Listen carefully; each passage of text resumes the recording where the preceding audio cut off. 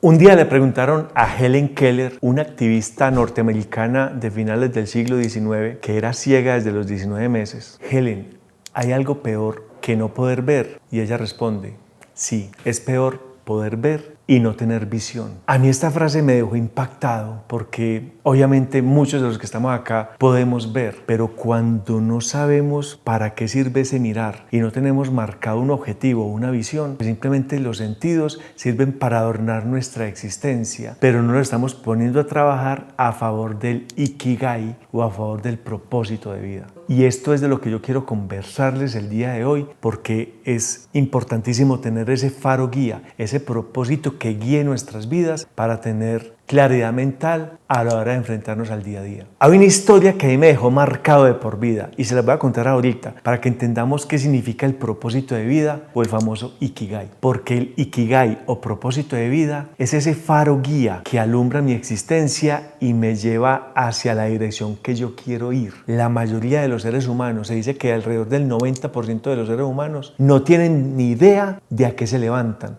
salvo a cumplir unas rutinas, unas obligaciones, pero no tienen claridad en cuál es su propósito de vida, cuál es su plan del alma. Por eso la importancia de entenderlo. ¿Por qué? Porque en otros videos hemos visto que la infelicidad surge de yo saber que no estoy haciendo lo que sé que tengo que hacer. Y entonces, ¿qué pasa cuando yo no sé qué tengo que hacer? Entonces soy infeliz todo el tiempo porque entonces, ¿cómo tengo la certeza de saber que sí estoy haciendo lo correcto si no sé si lo que estoy haciendo me está llevando al punto al que quiero llegar? Por eso el propósito es ese faro. El faro es el que mueve los barcos, por donde ellos saben que tienen que ir, que tienen que pasar. Nosotros tenemos que tener esa guía todo el tiempo. Y si en este momento no la tienes, quédate, porque te vamos a mostrar cómo alcanzar tu propósito de vida.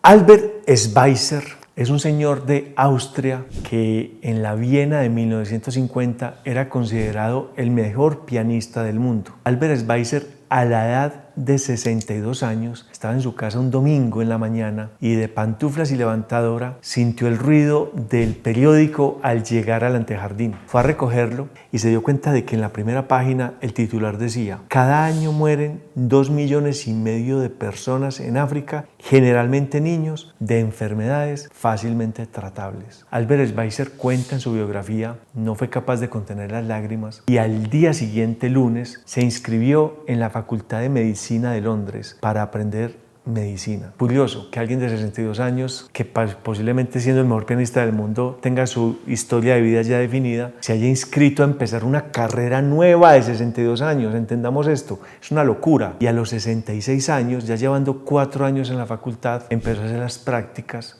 en África, a conocer de cerca lo que estaban enfrentando los africanos, problemas de difteria, problemas de aguas contaminadas, de mala alimentación. Pero Albert Schweitzer tenía, aparte de un propósito de vida que era salvar esas vidas, tenía un talento que era el piano. O sea, el piano no era su propósito, era su talento para llegar a su propósito. Y comenzó a organizar conciertos en Europa y en América para obras de beneficencia y empezar a llevar a África la salud que ya sabía cómo llegaba porque era médico. No hay centro de salud u hospital en alguna ciudad en África o en algún pueblito alejado que no tenga el nombre Albert Schweitzer, una persona que logró su propósito de vida desde los 62 años, que entendió cuál era su visión. Miren que él ya podía ver, pero no tenía una visión. Le llegó la inspiración tarde, podría pensar uno, pero cuando uno ve los centenares de centros de salud, hay gente que desde los 18 años con un propósito claro no logra lo que él logró. ¿Cómo hacemos para alinear mis talentos a mi propósito de vida? ¿Cómo entendemos cuál es el kit de herramientas con el que llegamos a este plano existencial para alinearlo hacia un objetivo claro de qué es lo que yo quiero lograr aquí, a qué vine? ¿Por qué?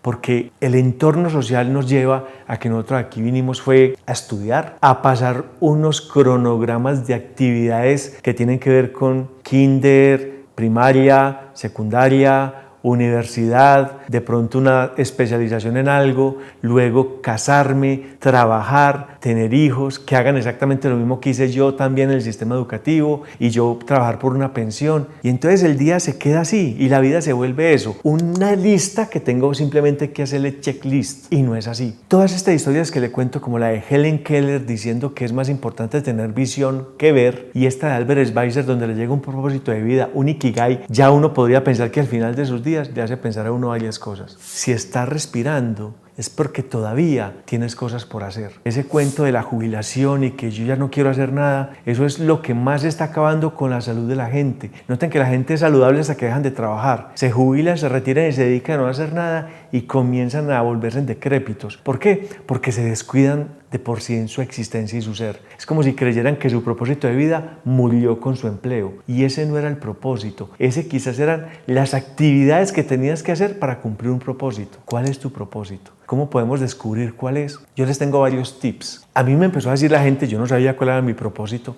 me empezó a decir la gente, oíste, cuando vos hablas, haces que las cosas parezcan muy fáciles. Cuando vos hablas del cerebro, uno mismo te entiende. Cuando hablas de los mercados de capital, uno mismo entiende los gráficos. Tenés la facilidad para volver fácil lo difícil. Y aparte, dominar muy bien el manejo del público. Yo me reía porque primero me daba muchísima pena cámaras y me daba muchísima pena salir en televisión y hablar en público. Pero después de que tanta gente me estaba diciendo lo mismo, le bajé un poquito al ego y a la humildad, falsa humildad que también es ego, y comencé a ver que era posible que yo tenía un mensaje para dar. Entonces un montón de gente que había a mi alrededor y que yo respetaba me ayudaron a elaborar mi propósito de vida, ayudar a otros a través de mi transformación personal. Y otra persona quizás tenga otras herramientas. ¿Cuáles son mis herramientas? La facilidad en la palabra, la facilidad en la expresión, el no miedo al enfrentarme a un público o el tenerlo pero aún así enfrentarlo. Entonces digamos que esas son mis facilidades. Ese kit no lo tiene que tener otra persona. Hay gente que nace con unas facilidades para la música, para entender las notas, para cantar, para tocar un instrumento. Preciso, quizás ese sea el propósito que tenía Albert Schweitzer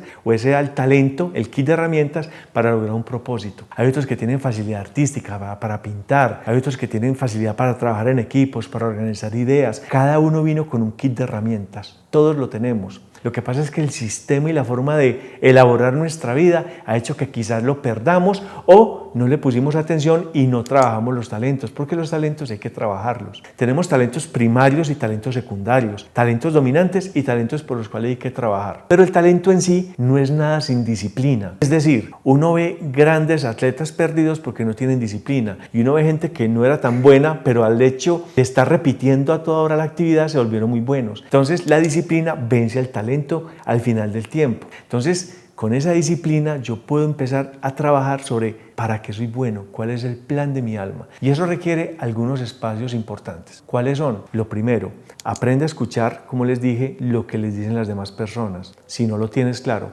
Lo segundo, empieza a practicar mucho el silencio. Vivimos en un mundo ensordecedor, un mundo que todo el tiempo nos está hablando. Hay veces que nos subimos al carro y no queremos escuchar nuestros pensamientos y prendemos el radio. O llegamos a casa y como autómatas prendemos el televisor y ponemos algo. ¿Por qué? Porque tenemos que estar escuchando algo y necesitamos empezar a dignificar los espacios del silencio, porque en el silencio están las respuestas. Otra cosa importante para lograr propósito, para empezar a encontrar el propósito, es simplificar nuestra vida. Estamos llenos de muchas cosas, estamos llenos de mucha tecnología, tenemos muchas cosas para hacer, muchas actividades y a veces necesitamos comenzar a encontrar ese silencio y también apagar la tecnología, aprender a apartarnos de los celulares, de los computadores, inclusive de los libros, para empezar a buscarnos en nosotros. Practica el aburrimiento. Es como si nos estuvieran regañando porque estamos aburridos. De hecho, no dejamos aburrir a nuestros hijos. No, venga, póngase a hacer algo. Y tenemos hijos ejecutivos que lo metemos a karate, a inglés, a culinaria, a cuanta cosa sea, porque no queremos que se aburran.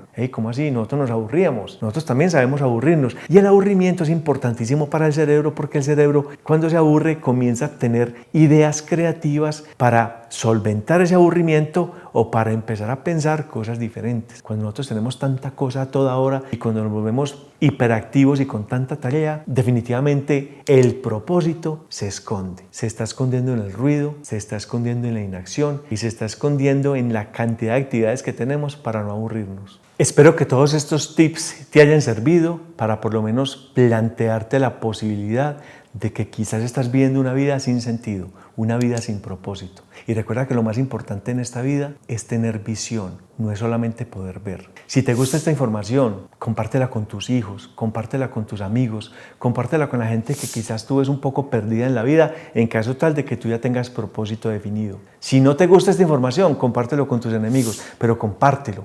No olvides suscribirte al canal, activar la campanita de notificaciones y darle like a este video. Hasta pronto.